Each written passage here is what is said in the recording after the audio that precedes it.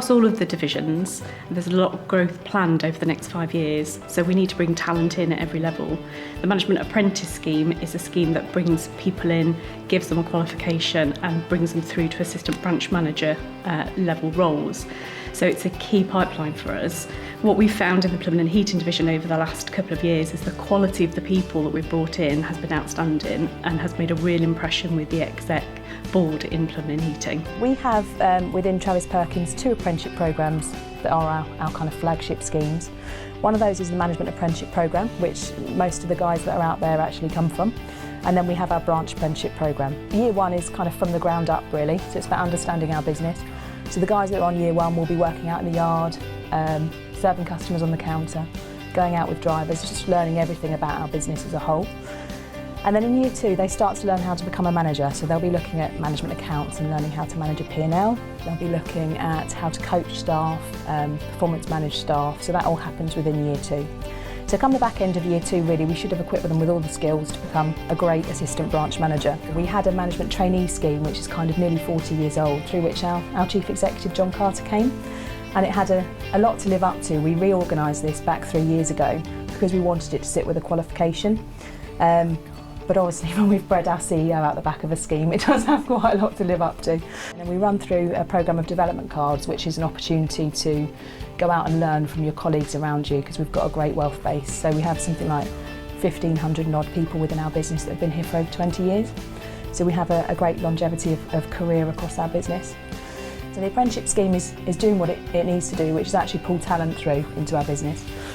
So we have a very aggressive agenda for growth actually as an organisation. So over the next 5 years, it's likely that we'll move from 25,000 employees to 40,000 employees. So our target is 100% because actually we want every person to come out at the end of that year 1 scheme to have a role at the end of it.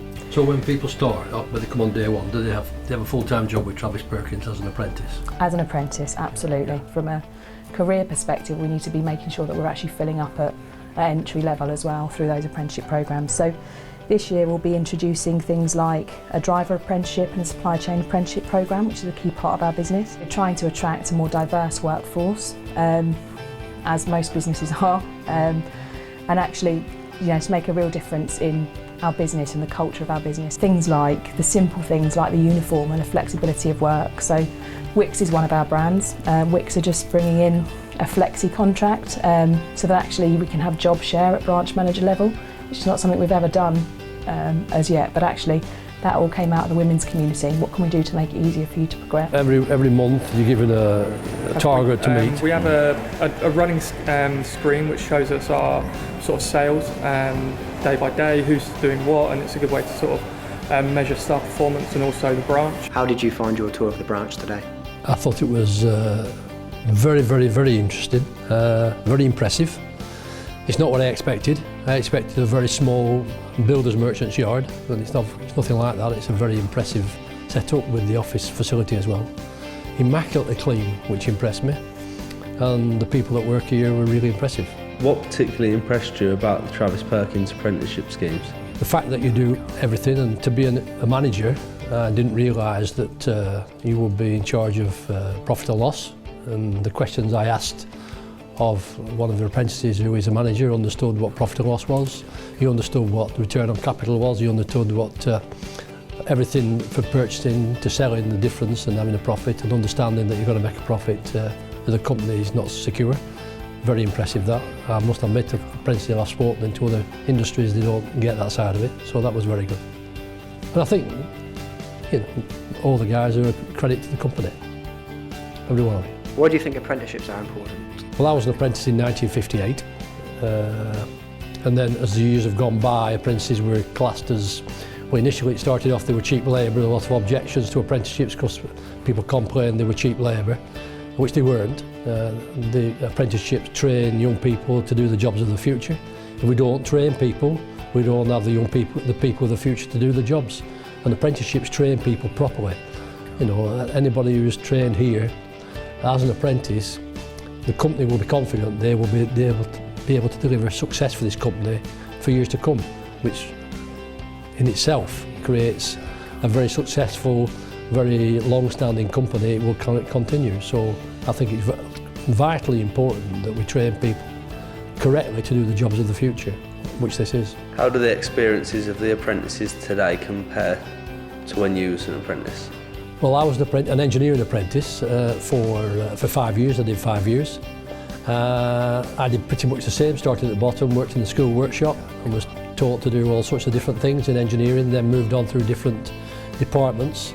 I was sent to college 3 nights a week, from being 15 to being 23, to get a couple of higher nationals in engineering, which I enjoyed. Well, I didn't want to do it at first, but I enjoyed doing it afterwards.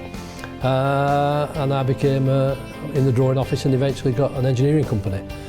But the same principle stood in those days as it does now. You start off learning the basics and then slowly grow to do more technical jobs and more technical positions within the industry and within the companies.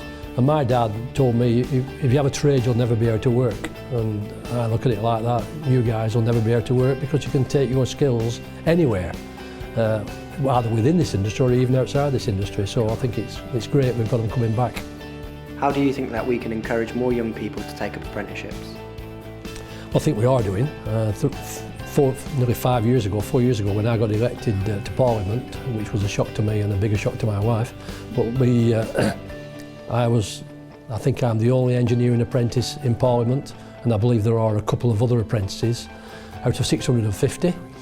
And I think the government realised that with the economy picking up as fast as it is, there's a desperate need for young people to go in to learn skills. There's a desperate need for skill shortages. There is a skill shortage across the country, in manufacturing particularly and in the construction industry.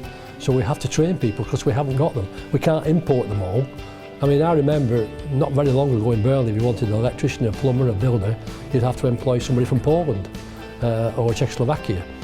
All right, those guys have all made the money, they've all gone back now. So we need to train our own people to do the jobs of the future, and that's what apprentices do, and that's what you're doing. What advice do you have for people wanting to get an apprenticeship? Go for it and do it. Don't be nervous about it.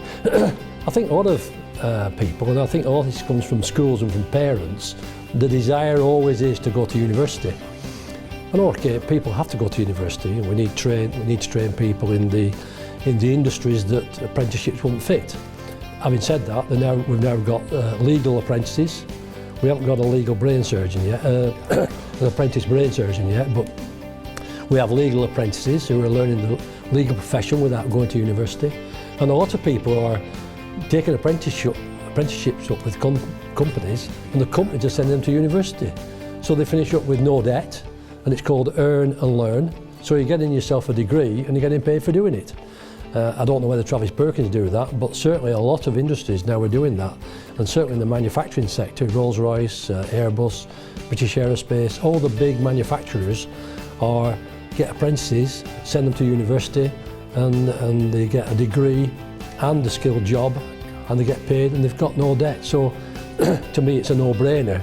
But try to convince the parents of people who want to be at the day when the son or the daughter gets the cap and gown at university and has a photograph taken with them, to convince parents and schools that that's possibly one option, but there are other options, is very difficult, and that's what the government's working on at the moment, and hopefully that's what I'm doing. I've been really lucky so far to progress already within the scheme to another job role. I think Travis Perkins as a group gives you a huge amount of opportunity to not only progress your own career, but also this part in particular is actually encompassing training others and bringing other people along as well. So I think the ability to want to develop myself, but also others around me, I think is a massive part I've found from the scheme so far. For me, it was definitely learning as you work. As I said before, it's not about being in the classroom. It's something I've done before, having to been at uni, but didn't really get any work experience from that. So it was getting that qualification as well as getting that experience behind me. And it really sort of, you build yourself up from the ground as such. Like I started in the yard, and you could say that's starting from the bottom up, which to me appealed. So really got to get a good understanding of the whole business as such. think the biggest thing that I've learned is confidence. Being able to work in sales and actually speak to customers has been really key for me, which has developed me as a person. I'd say the best part is definitely passing the apprenticeship, knowing I've got knowledge to keep me there at City Plumbing and help people in the future that decide to, if they want an apprenticeship, or people that come into our branch